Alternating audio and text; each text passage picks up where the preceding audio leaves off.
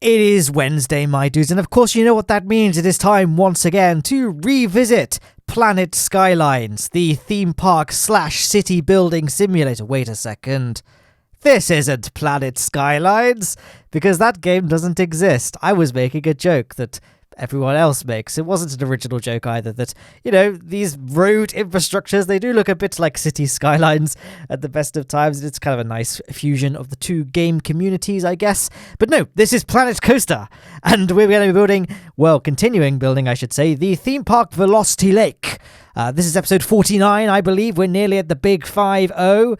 And oh god, everyone in the comment section reminds me of a joke I made, which I thought was clear was a joke, but apparently now people are getting hyped for it.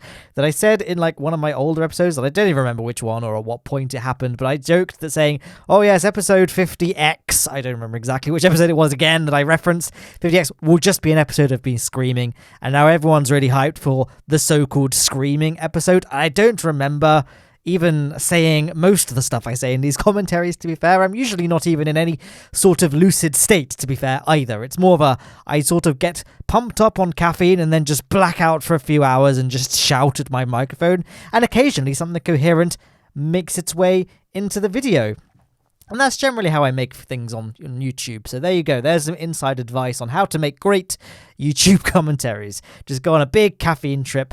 Not that I'm glorifying the use of drugs, by the way, monetization people. This is all tongue in cheek, and I do not condone. In fact, I condemn the misuse of drugs in full sincerity. This is not even me joking now, guys. Stay in school. Don't do drugs. Thank you. This has been Matt Lowne. Thank you for coming to my TED Talk. Anyway, we are now continuing. I don't know what that was. I'm really sorry. We're now continuing work on the monorail track. It kind of had a weird shape because at the time it was having to maneuver its way around a roundabout and a building sign and stuff that isn't there anymore. So it kind of looked a bit weird having this sort of disjointed path over nothing. So I changed it to be a nice fluid curve that looks a bit more natural. That's a weird way of saying it now I think about it. How can a monorail look natural? When you find monorails in the wild, you know, they often have this sort of shape. It's only the domesticated monorails that have grown up in harsh zoos that, have these horrible deformed patterns. I don't know what I'm saying right now. But yes, so what did we do last episode? We talked about guinea pigs, I remember that. But we basically built that big A road by the side of the park, but it's not done. Like it's kind of done, actually. I guess you could say it's nearly done, but there are a few things that need doing. For example, road signs, things like that. I don't think I put.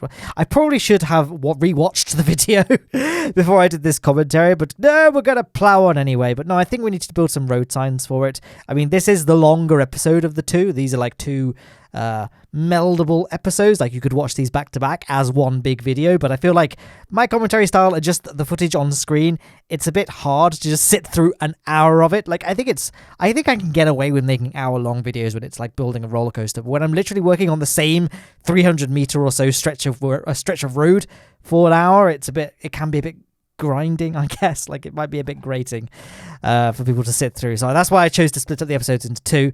So yes, we're basically continuing where we left off. So the big thing we needed to do was connect the actual road that we built last episode to the theme park itself, and like I say, just do some finishing touches to the road signs, things like that. So that's what I'm doing here, and it will be leading. We're doing a few bits and bobs around the little warehouse section. You'll probably catch glimpses of it, but to the right of the Velocity Lake entrance building, and kind of to the right and north slightly from the monorail station, there's that big square concrete warehouse. It's very ugly, very, very minimalist. That's not going to change this episode, but I believe that will be the focus of next episode, is building an actually good and realistic looking warehouse depot and some park offices, some trucks, things like that. But we're going to start doing some planning around that this episode. And I did a little zoom out there just so you can see the layout of Velocity Lake just there. Now we're going to just continue working on the, like I say, the transition from road to kind of queue where you go through the toll booth and stuff to car park. The car park needs some work. As you can see, we've managed to expand it a little bit. I still think it's a little bit unrealistically small for a theme park, but I did say last episode that Planet Coaster's map size unfortunately does restrict what you can do in terms of achieving realism, and I feel like I have also mentioned quite a few times the way I've kind of got around this problem, aside from obviously expanding the car park a little bit today, in that we have a monorail system. The idea being that there is another car park way off site, away from Velocity Lake, that's much, much cheaper, but it's far away from Velocity Lake, and then people can get onto the monorail and catch the train to get to the park itself. We couldn't build a big theme park on site because of the surrounding area. We're in a very mountainous region, lots of lakes, lots of rivers, lots of marshland. We couldn't really build a bigger car park than this. So that's how Lowne Aerospace got around the issue. Is a theory I've just come up with. But another theory I've mentioned before is that, all of my theme parks I've built on this channel. So God, what have we done? We built Lowne Land, Mirror Lake, Velocity Lake, obviously this one, Neptune Park, and Mistletoe Peak. All of them are in this. Oh, and Crimson Tower. I forgot I built Crimson Tower, but Crimson Tower as well. And and they're all in the same sort of place in the world, like in the UK, I suppose. The Alps of the UK. We're in Snowdonia, I don't know. They're all in the same sort of place, and there's like a big central hotel, resort, and spa or something, and guests can park there, and they can spend like 3 weeks here. And every day they can get a different monorail from that central hub to a different theme park and spend a few days, because I feel like you could spend a good few days in Velocity Lake, to be honest. It's big enough, I think. And you can just do that. So wait, what other theme parks I built? I built 6, I think. There was Lowne Land, which was terrible. That was the first theme park I built in this game, and it was just a 1 episode long video of me building the whole theme park, so you could imagine it wasn't that detailed. It was more just me playing with the coaster builder more than anything. So there was Lowne Land, Mirror Lake, Crimson Tower, Mistletoe Peak, Neptune Park, and Velocity Lake, and the untitled, unfinished winter park I was planning on making for winter 2019.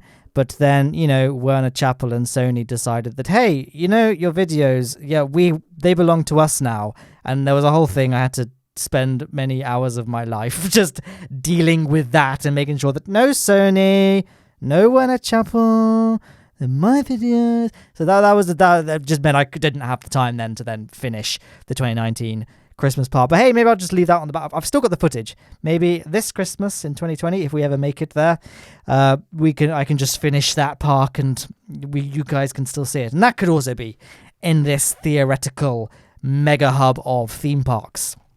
I don't think where this would be, in fact, in the UK, because I keep saying it's in the UK, but there aren't many areas in the UK that have this kind of terrain. I guess either the Scottish mountains or Snowdonia, Peak District, possibly. I don't know. I feel like for the actual climate, it would be Dartmoor, right? Because that's a national park in Devon, which is a sunny part of the UK, and Planet Coaster has no rain or anything, which is not that realistic for a UK-based park, let's face it. But Dartmoor doesn't really have the same mountainous terrain that the area around Velocity Lake does. So who knows? It'll always be a very nebulous, ambitious location, unfortunately. That just be the nature of how things be. Oh, in fact, I was just talking about it. Sorry guys, by the way, I just had a thought, and I just thought I'd alarm you all by shouting at the microphone randomly. No, I built another theme park, didn't I? I built that micro park for the Bro Nation Planet Coaster Bro Down Quarantine competition. It was only 2 episodes, and I built it all in like the space of 2 days, so I don't really have as much of a lasting memory as I would for, say, a park like Velocity Lake, which is over a year old now. I've been working on this for over a year, if you can believe it. So, I've got more memories. It pops into my head a lot more easily than the Bro Down mini park series. What was it called? Micromania, I think, was the name of the park. I mean, it's a joke park, right? Well, not a joke park, but it's not a realistic park. It doesn't really fit in with the scale of any of my parks. Even Mistletoe Peak, which is a small park, was a bigger scale than that. And that whole thing was built on a mountainside, and it was more of a place you could go visit, this big old castle where there was a little theme park at the bottom. Very unrealistic, very Christmassy, villagey. Lowne Aerospace, business was booming back then. We had money to burn, quite frankly, and we could just build unnecessary complex theme parks in the mountains. Now here we are, working on the toll booth, because whilst I was happy with the design, there were a few problems with it. Someone pointed out in the comments, and I hate you for this, but I love you at the same time, pointed out that I'd put the little window on the wrong side of the booth, because again, this is in the UK where we drive on the right. I'd put the booth on the left, because the reference images I used were of American, presumably, or any other place that drives on the right, place. And so I was like, oh yeah, that's where the window is, forgetting that I'd set the precedent of this being in the UK. Ooh, throat just suddenly dried up for no reason. And so I had to quickly change it. I think I just flipped the toll booth around and just moved some of the signage. But then I noticed another problem. I love how I'm talking about this after it's gone, so you guys already know exactly what I'm going to say, but I'm going to press on regardless.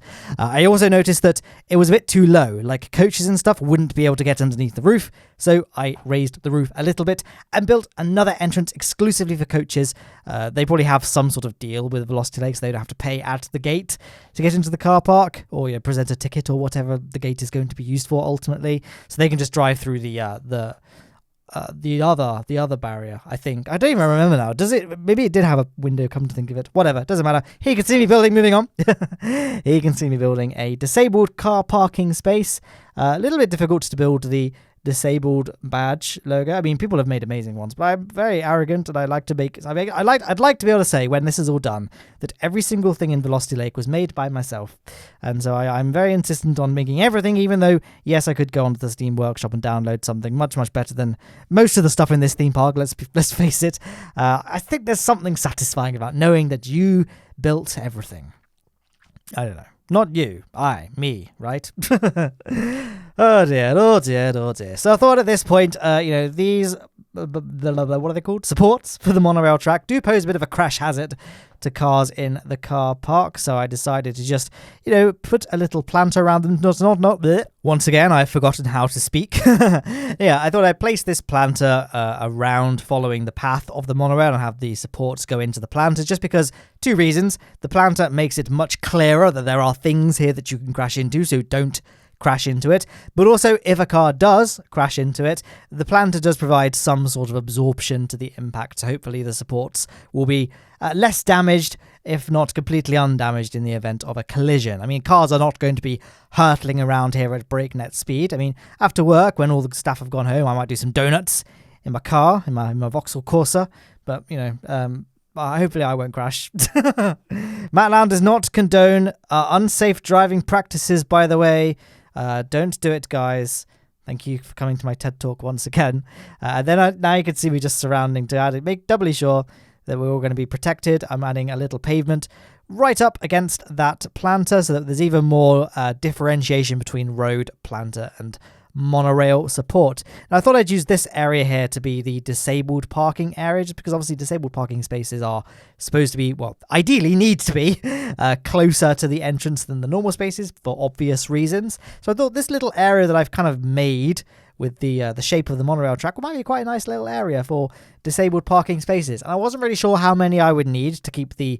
I mean, I know I've said that the actual size of Velocity Lakes car park is unrealistically small, but that aside, what a realistic ratio of disabled car parking spaces to regular car parking spaces should be, like for every 10 car parking spaces there's 1 disabled spot, something like that sort of ratio. I wasn't sure. I feel like this is fine. Ultimately, it doesn't matter too much, so we can just move along. Like, it is all there for, what's the word? Aesthetics? No. What's the word I'm looking for? It's all there for, like, looks, basically. Like, to give the appearance of a functioning theme park. So I don't think it's that important if the ratio is a little bit off, or, there's an unrealistically smaller number of handicap spaces, because, again, there's an unrealistically small proportion of regular spaces as well. There we are. Anyway, yeah, we're doing the pavement for the other side of the planter now. And then we can move on to the next thing, which I'm not sure, but it's all going to be basically the same sort of theme that we've been doing throughout this video, right? Just working on the car parks infrastructure, road infrastructure, etc., etc. And so this gives me the perfect opportunity to segue into another conversational topic. And this conversational topic is... My eyes are now scanning my desk, trying to think of something to talk about. Dust. I hate dust. I'm looking at my desk. It's disgusting. There's so much dust all over everything. Like, I've got my little XLR mixing deck back there. There's a little clock on top of it, and my cloud lifter preamp, and I got my key. It's so dusty. Oh my gosh, it's because I've got the curtain open a little bit, and the sunlight is now shining in at just the right angle, so that all the grease marks on the keyboard and all the dust and dirt, oh, it's disgusting. I mean, it's not that bad, but I mean, I have bought some, I need to clean this keyboard, basically. I haven't cleaned it since I bought it, and I bought it 2018, I think. It's quite an old keyboard now. Well, it's not an old keyboard in terms of its expected lifespan, but it's an old keyboard to have never cleaned it, considering I've used it very, very heavily every single day. This PC, it's a tough life, I'm rendering videos, dealing with this raw footage and making gameplay. It's a tough life for the PC. It's not an easy job. It does take some demanding resources of a computer to do this kind of thing.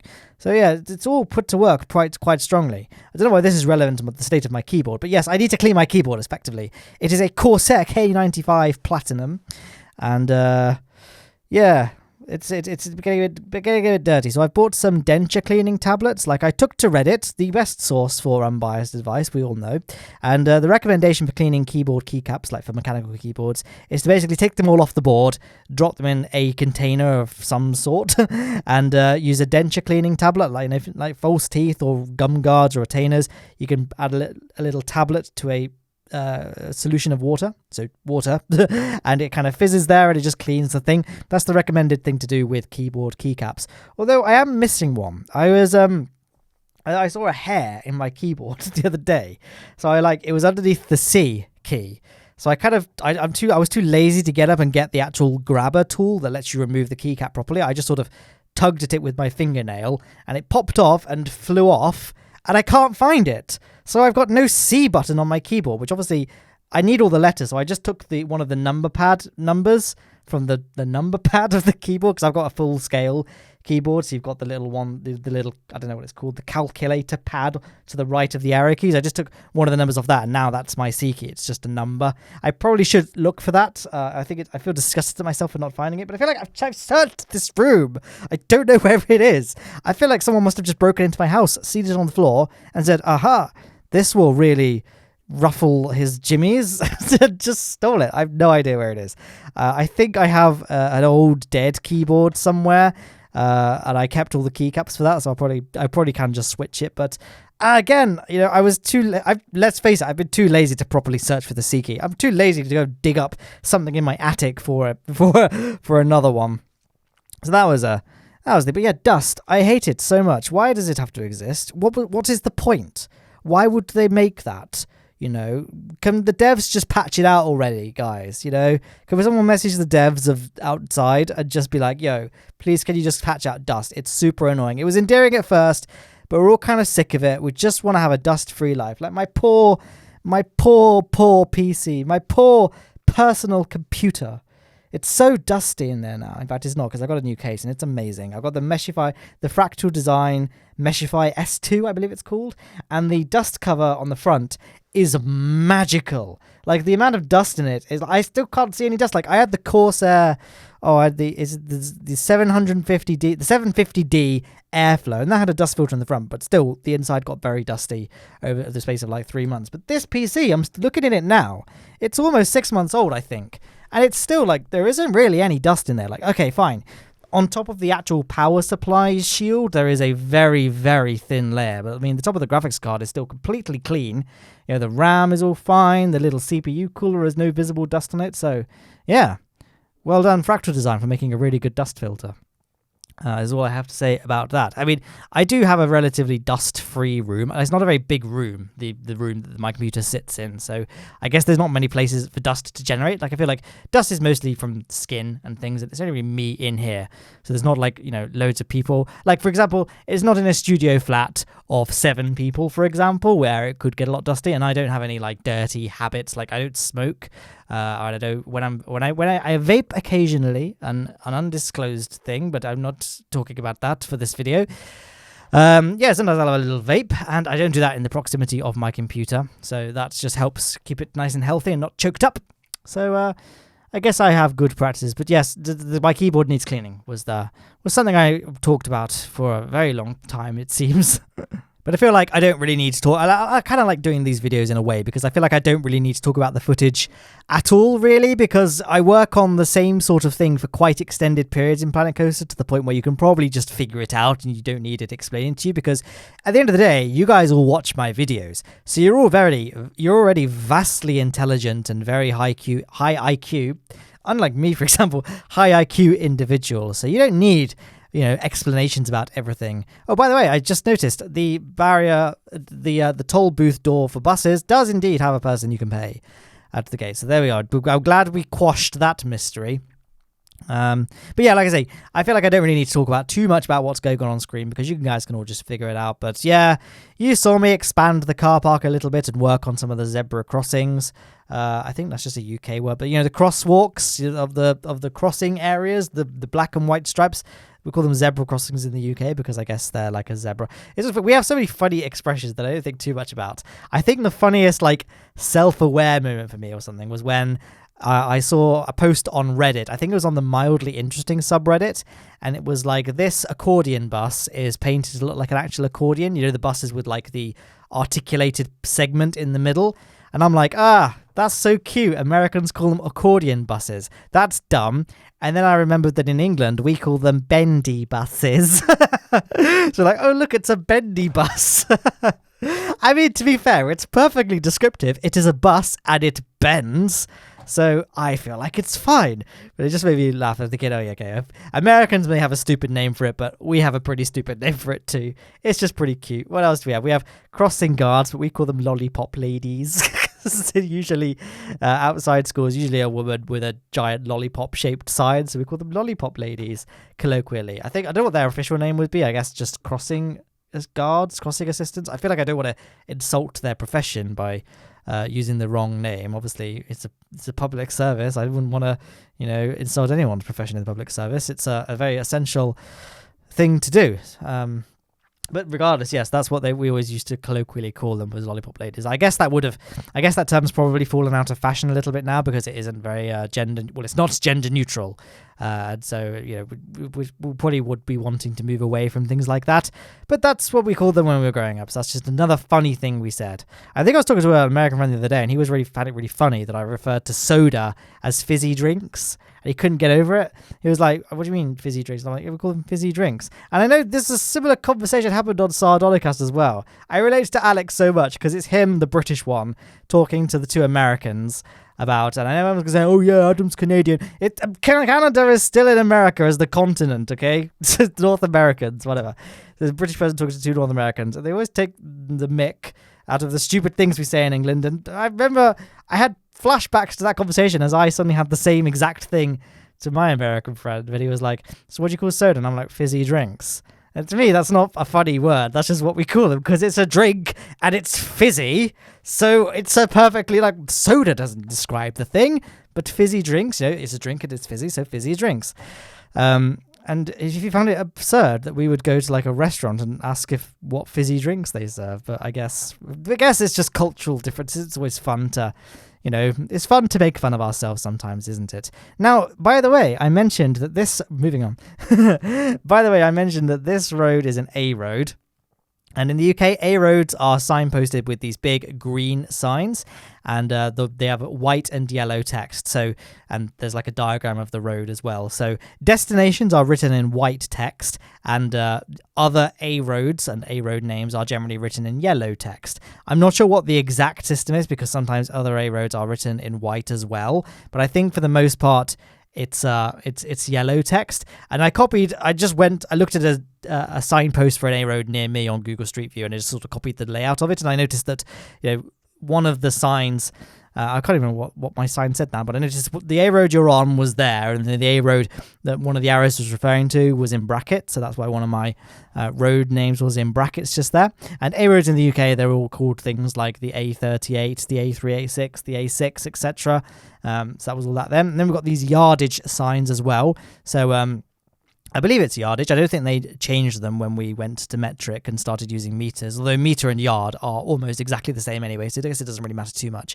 But we have these yardage countdowns. So 300 yards from the junction, there's a little sign with 3 dashes on it to denote 300, and then there's one at 200, then at 100, just to kind of give you enough time to note it and to know when a junction is coming up so you can start adequately slowing down, turning on your indicator, etc., etc. And that just adds to the realism of this road just here. I realised I didn't do a great job lining up the side of the A road to the off-ramp itself, so I had to do some tweaking with the barriers. But again, it's a very minor mistake. Hopefully it won't be too noticeable for anyone looking at the theme park. As I mentioned, all of this is very much supplementary to the theme park itself. Like most people who will be looking at this park aren't really focusing that much on the roads and stuff. Like I hope anyway, the main focus will be the theme park itself.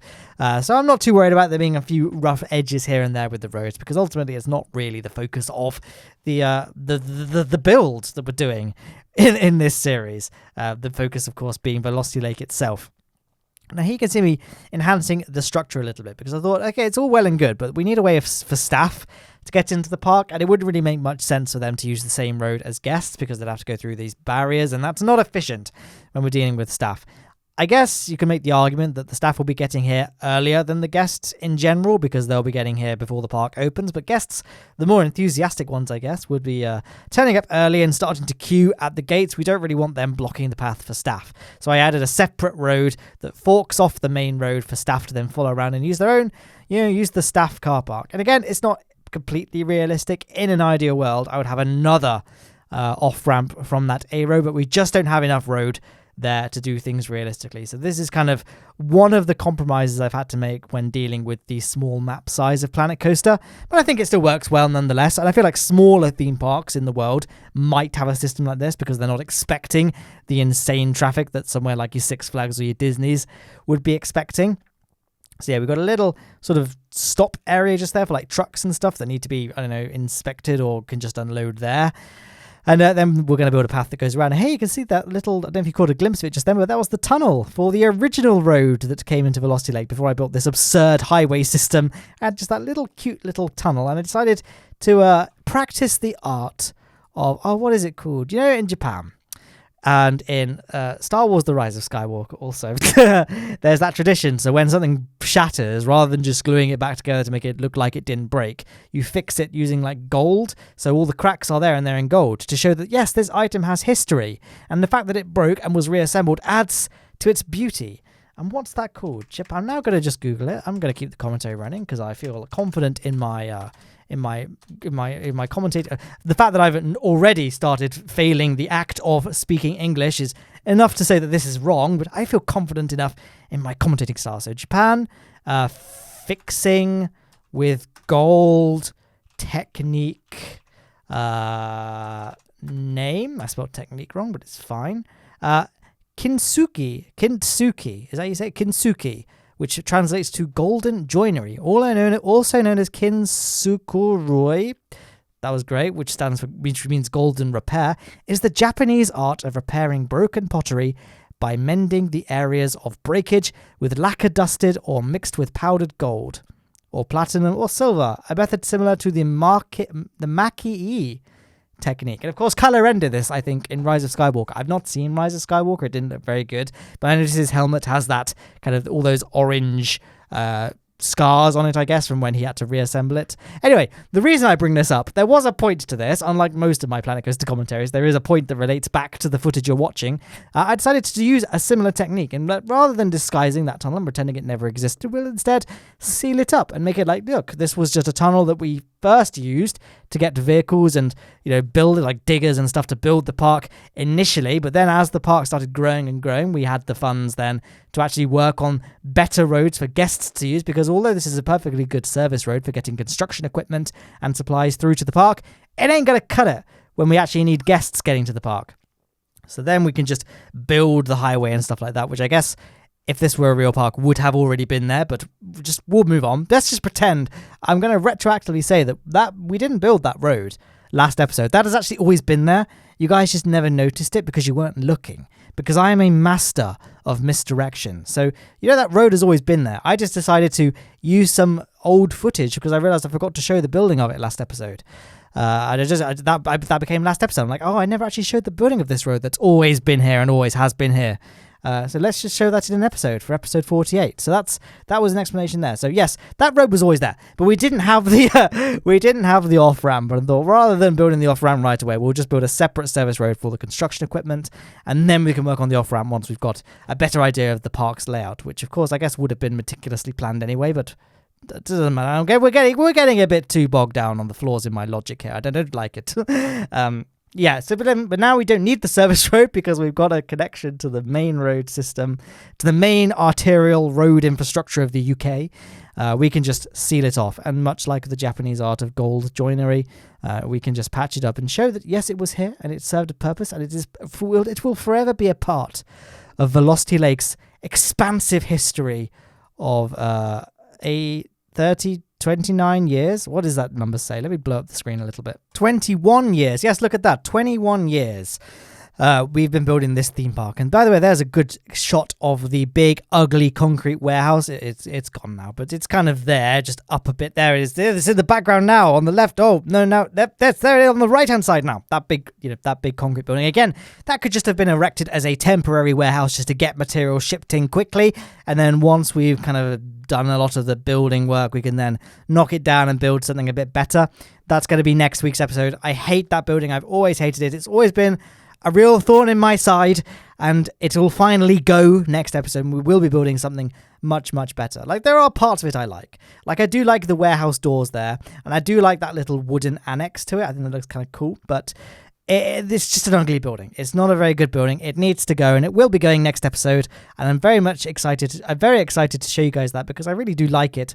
It's one of my it has become the bane of Velocity Lake to one of my favorite parts of Velocity Lake. So I hope very much that you guys look forward to that when it comes around eventually next week. So I guess it's, like I say, eventually at some point, undetermined, but I think it will almost certainly be next week. Haven't actually edited the footage yet. Something might happen, which means I don't have the time or the ability to edit the episode. So it might not be next week for you guys, but hopefully it will be next week for you guys. Speaking of next week for you guys, we're also going to be doing some work on the thing I'm building here. Again, we're laying down the groundwork this episode, but we'll finish it. Well, we won't finish it off, but we'll do some substantial work on it next episode. And that's a little service road that goes around the perimeter of the park. We started it a few episodes ago, and we can start thinking about initiating the finishing of it.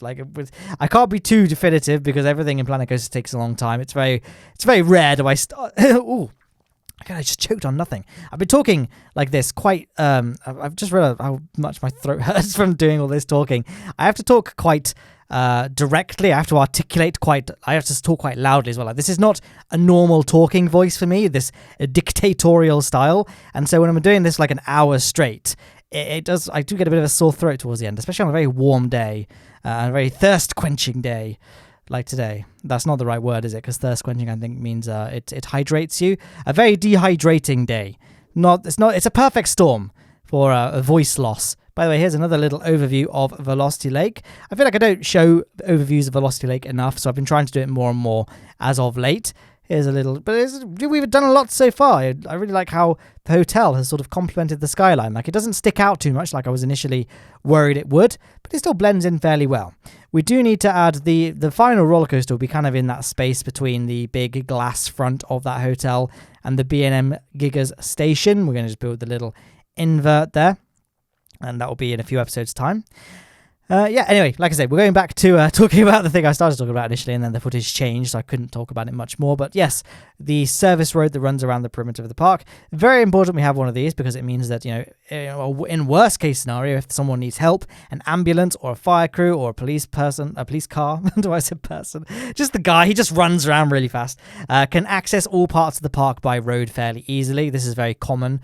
A very common place for theme parks to have a road that runs around their perimeter, and that's what that's for. And also for crew, the staff members. I guess it'd be cool if we called our staff members crew, because doesn't Disney call that? They call their the performers, the costumed people, like actors, because I guess they are now I think about it. But they call their workers stagehands and things like that in Disneyland. It's kind of cute. It might be cute if we call our workers crew members, because it's Lowne Aerospace's theme park. Kind of carries that theme, I suppose.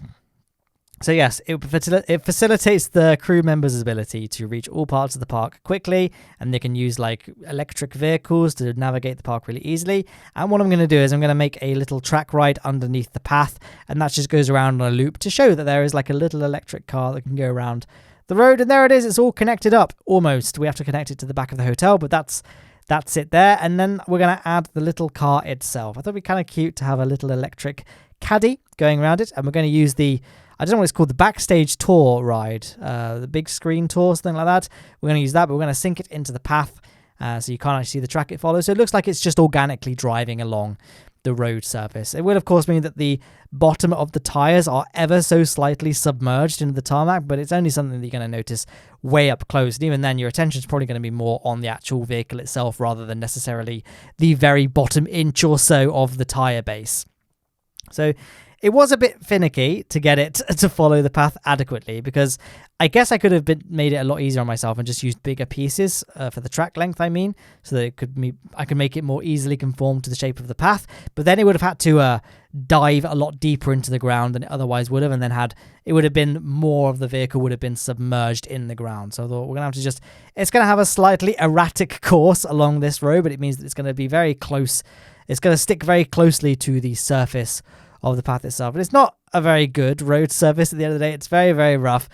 Again, I've always had problems with this. I know it's not a problem that everyone faces, because I've seen some amazing stuff on the Planet Coaster subreddit, but it's something I've always struggled with, which is getting paths to conform to slopes in the terrain without being really, really rough. Like, look at that path ahead. Like, it's so rough and jerky, even though I smoothed out all the terrain as best I could, which was, I don't think I did a very good job, but it's the best I could manage anyway. And I still couldn't really get the path to be very, very smooth. So that's unfortunately just a caveat of Planet Coaster's path tool. Again, it might just be a me problem, because I know people have managed to do really, really great things with the path tool when it comes to having it conform to slopes in the terrain. I am just not one of these people, unfortunately. And again, this path is very, very supplementary to the park. It's not a real focal point, and it's not happened at the moment, but eventually it will be surrounded by trees, so you can't even really see the path very easily unless you swoop down with the camera. So I doubt the imperfections are going to be very obvious to the untrained eye, or indeed the trained eye anyway. Like I said, the untrained eye, it takes a real amount of skill and finesse. You need a very high IQ to understand Velocity Lake, guys. Even higher than, dare I say it, an even higher IQ than what is required to enjoy Rick and Morty. So take that.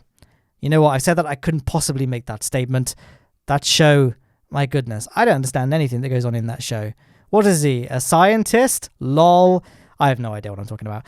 Anyway, there's another overview of Velocity Lake. We've got that little service road constructive. Oh, wow, we actually nearly finished the video. Look at that. But I guess the rest of this video is now just going to be establishing shots, or I guess that's, we need the antonym of establishing shots. Closing shots, closure shots, summary shots. Pick one of those, I don't know. Of just what we've achieved so far in this episode. Or I thought actually we'd put another sign up just to tell guests that don't turn right here. This is for staff only. I'm sure all of us unfortunately know that it won't work. There will be people who go that way. So maybe, as a thought I've just had, we should probably add some sort of connecting road that joins the staff road to the main car park area, because I don't think at the moment the roads are connectable, that you can't drive from one to the other. Which actually is a problem. Oh god. Oh guys, I've just realized that this doesn't, I messed up, because they can't go, how staff could get into their car park, but how do they get out? Because that road that they joined is a one-way street. Oh guys, now I'm sad, because I'm gonna have to go back and change it all again. I don't think I'll have to change it all again, but I'll have to build another road now. Oh, and where's it going to go? Oh dear, I'm feeling sad again. And on that note, it's the end of the episode. Bittersweet ending. It's funny how I kind of made the realization right now during the commentary. So maybe, I don't know, we all made that realization at the same time. Who knows? End screen, you guys know how it works. Left-hand side is the full playlist. That's it. Bye.